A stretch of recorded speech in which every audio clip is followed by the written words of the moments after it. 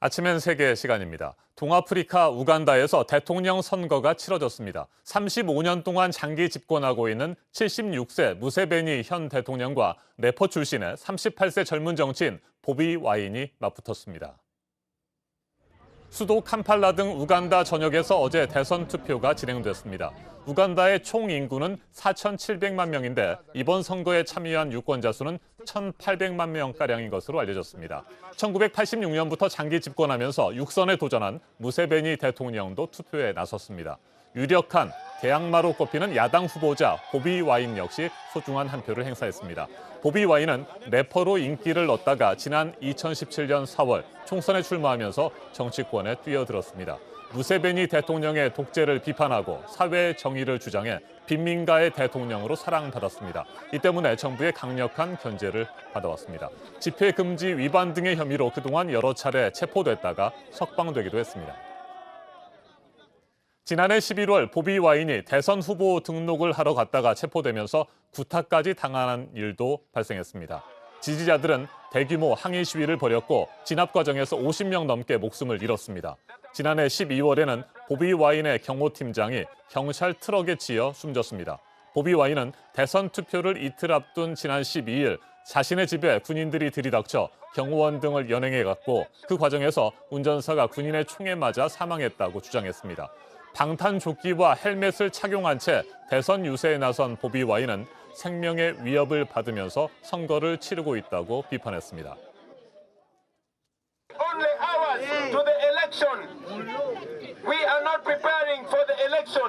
We are rushing our friends, our fellow citizens to hospital because they have been brutalized by the military and the police. 무세베니 대통령은 보비 와인을 손자뻘 애송이라고 무시하면서도 선거 패배에 대비해 수도 캄팔라에 전투부대를 배치한 것으로 알려졌습니다. 대선을 이틀 앞둔 지난 12일에는 소셜미디어 접속을 차단할 것을 명령했습니다. 인터넷 접속도 모두 끊긴 상황입니다. 무세베니 대통령은 선거와 관련해 불법 행위가 발생하면 보안군이 즉각 대응할 것이라는 경고도 남겼습니다. 들어보시겠습니다. I call upon all registered voters to come out and vote.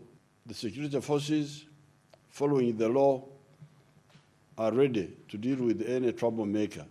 Therefore, do not be tempted to break the law. 우간다는 임기 5년의 대통령 중임제를 채택하고 있습니다. 무세베니 대통령이 이번 대선에서 육선에 성공하면 40년 장기 집권이 가능해집니다. 아프리카 전문가와 좀 더 자세하게 짚어보겠습니다. 이한규 전 한국외대 아프리카 연구소 교수 전화로 연결됐습니다. 교수님 안녕하십니까? 네, 교수님. 네, 안녕하세요. 네, 안녕하세요. 현 대통령의 40년 장기 집권이냐 아니면 래퍼 출신 젊은 정치인의 반격이냐 우간다의 대선 결과가 주목되고 있습니다. 아직까지는 개표 결과가 나오지 않았는데요. 어떻게 전망하고 계세요? 네, 이번 대선에서 래퍼 출신 보비 와인의 등장은 유명한 축구 선수 출신인 라이베리아 현 대통령 조지 웨아를 연상케 하는데요. 엄청난 내전을 겪은 라이베리아와 현재 우간다와는 여러 가지 면에서 상황이 매우 달라서 보비 와인 당선은 좀 어렵지 않나 생각을 합니다. 물론 우간다 인구의 80%가 30세 미만이고 이들 중 3분의 2가 실업자라는 점에서 보비 와인에겐 유리한 점도 있어요.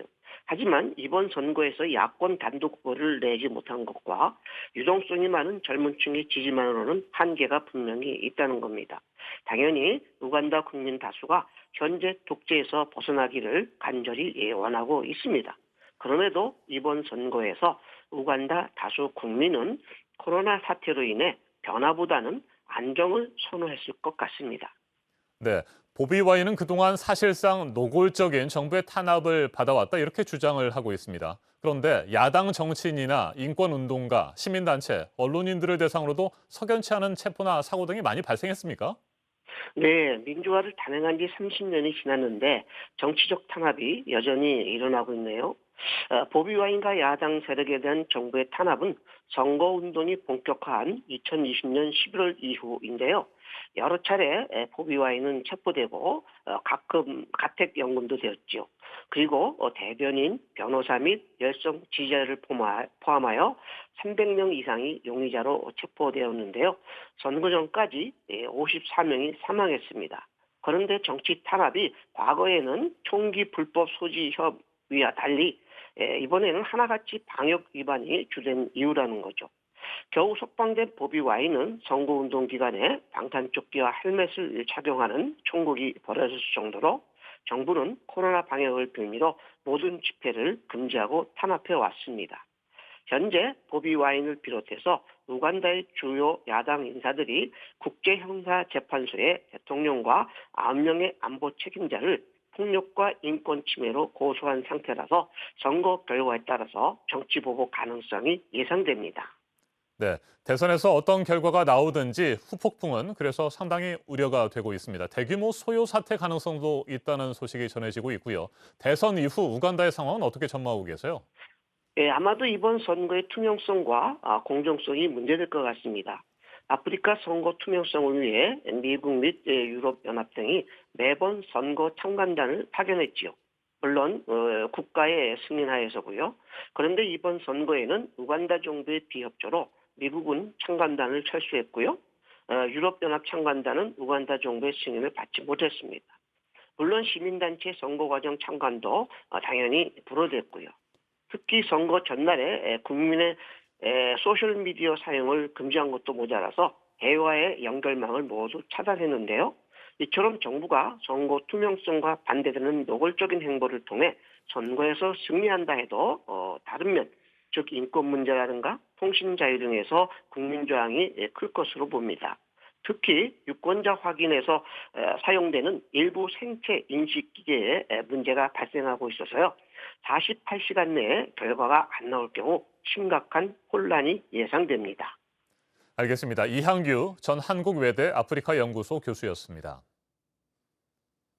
우간다는 1962년 영국으로부터 독립한 이후 지금까지 단 한 차례도 평화적인 정권 교체를 이루지 못했습니다. 쿠데타와 공포 정치가 반복되면서 많은 사람들이 목숨을 잃은 아픈 역사를 가지고 있습니다. 그럼에도 불구하고 외신들은 우간다 젊은이들을 중심으로 무세베니 정권에 대한 불만과 민주화에 대한 열망이 점점 커지고 있다고 전했습니다. 대선 결과 발표를 앞둔 우간다의 긴장이 고조되고 있습니다. 지금까지 아침의 세계였습니다.